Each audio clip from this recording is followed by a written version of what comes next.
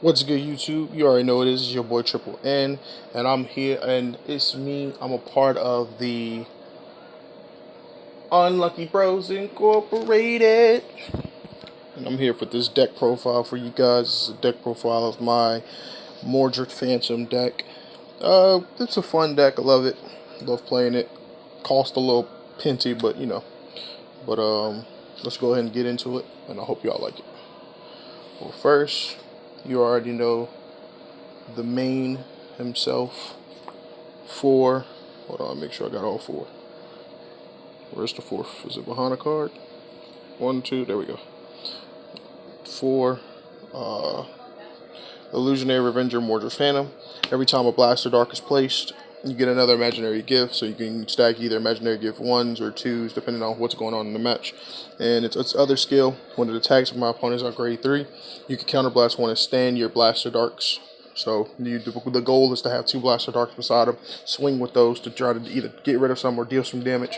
Swing with him, re-stand them up, get them plus 10,000 power, and then try to hit some criticals so you can kill.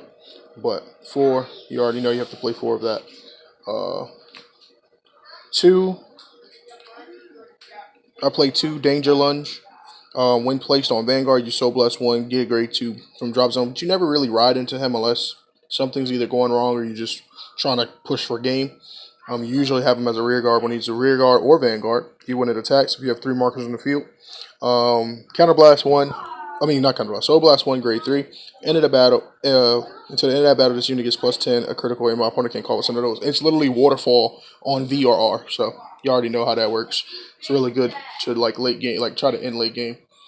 Now with the new support, two Oxy Dust Dragons. When placed, you can and you have a Blaster Dart.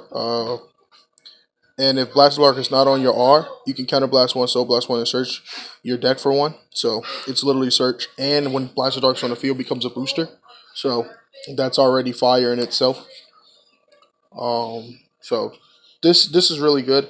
If you don't really want to use Danger Lunge, I would bump this up to 4 because you want to see Blaster Dark. Blaster Dark is the main, so I'm thinking about bumping them up, but I don't know yet. Right now, 2 is really good. Sorry if you hear dogs. I have dogs.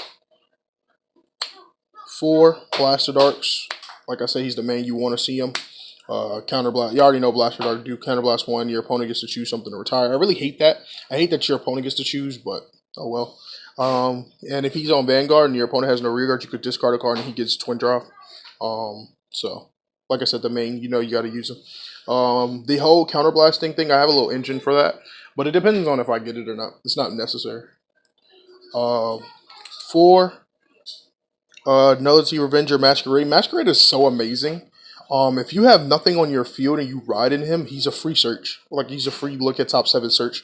Because you have to, if you get Mordred Phantom or Blaster Dart, you have to retire something. But if you just ride and you have nothing on field, you don't have to retire anything. So I can see why this card's so pricey. This thing is, man, it was so annoying to try to get this card, but it's cool. I have 6 of them now, though, so it doesn't really matter. Sorry about that, allergies. But really great card, and he during the battle attacks with Vanguard, he gets plus 3, so it becomes a 13 by itself. So it's really good. On to the other grade 2s. 2 Knight of Enchants. What's his name? Calatite or whatever. I might bump him up. I'm not sure. He's really good at 2. He can become a plus 10. He becomes a 20 rear guard if you have Blaster Dark on the field, or he can become a 15 shield if you have Blaster Dark on the field. So it's just help for more guard. I know in these force decks you can get a lot of power, but guarding sometimes is kind of hard. So that's really good. Something I play. I don't know if other people play, but I play 2 Cursed Lance. Shadow Paladins need another countercharger because the only countercharger Shadow Paladins have, you have to special, like you have the Superior call it, and this deck doesn't. I don't want to run Matcha or whatever, so I play this as a countercharger just in case I'm out of counterblast in general. The go-to combo with him is usually like, let's say if I rod Blaster Dart, rod Blaster Dart, counterblast the 1. If I only got dealt 1 damage, counterblast the 1 to retire, let them retire something, and then call him Soul Blast 1, give him +10, and then countercharge. That's the main reason I play him. It kind of sucks you can't call him over stuff, but I mean, it doesn't really matter. You usually have a free space if you really want to call him out, or you'll just call him in the back if you want to do the countercharge play or whatever, but it's really good. I like it. I might get rid of him. If I do get rid of him, I might bump him up to 1. I might bump him up 1 more or something like that. It's just a little tech I play. Now we're on to our great ones. I play 4 of Transient Revenger Masquerade. It's pretty much self-explanatory. You counterblast 1, put in a soul, and grab a Blaster Dart from drop. Because like I said, this deck is so reliant on Blaster Dart. So you need that, and you can call Blaster Dart, and it'll give it +5. Also, when it boosts, it gets +3, so it's a 10,000 booster. So that's always great because you want to hit those numbers. All right, and then we play 4 of the highest chick in the game right now. It's not really the highest card, but it's like highest. It's one of the highest Shadow Paladin cards. Don't make no sense. Skull Witch in the main. She's a side search for a 5,000 power monster. Really good. It lets you like go through your deck so you can try to see your triggers. You take all that other stuff out. She could also be like a retirement target. So like if you don't want to search anything, you can side her to get another one of her, and then just retire something. I guess I understand why they made her a hard once per turn, because it'd be too busted if you could just side, get through your deck that fast. But she's really good. She searches for like a couple things in the deck. So gotta play 4 of her. Next, I play 2 of the new support, Inflexible Arrow Mordora. I only play 2 because the Witch in the main can search her, and it's like, yeah, you could get her off perfect off of multiple times, but that's if you get the soul. If you don't have the soul, then you really didn't. She kind of becomes useless. But when she's in the same column as a Blaster Dark and it restands, you can Soul Blast 1 up this, and then it gets +15, so it becomes a 20k booster. So that's really good.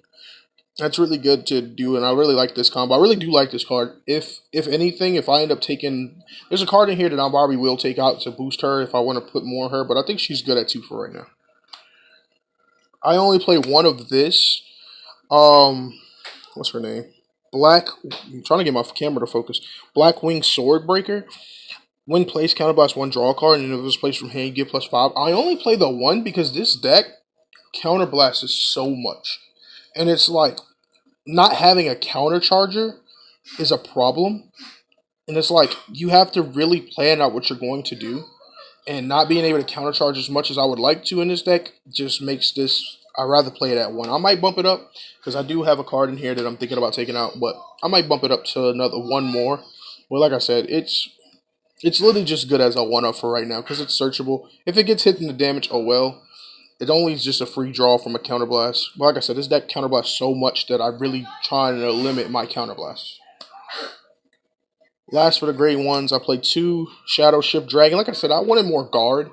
I like this deck. This deck is really good. Like, you want to be aggressive with it, but there's times where you go first and you're not even able, like, you'll go first and you'll ride grade 3 first, and you're not able to use Mordred Phantom skill. Only thing you'll be able to do is set up like your Blaster Darts. But like I said, if your Blaster Darts go away, then your next turn, if you don't have the recovery, you're pretty much kind of screwed. So I would rather not set up. I like to go second with this deck.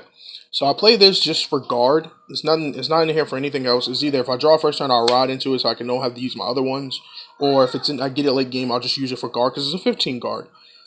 So that's just me. I might get taken out. Like I said, I might take it out and grab like another one of her or something else. But that's what I got for so far. The triggers are simple. You play your... You play your 8 crit. You want to hit those criticals so you can go for game. You get 8 crit. 4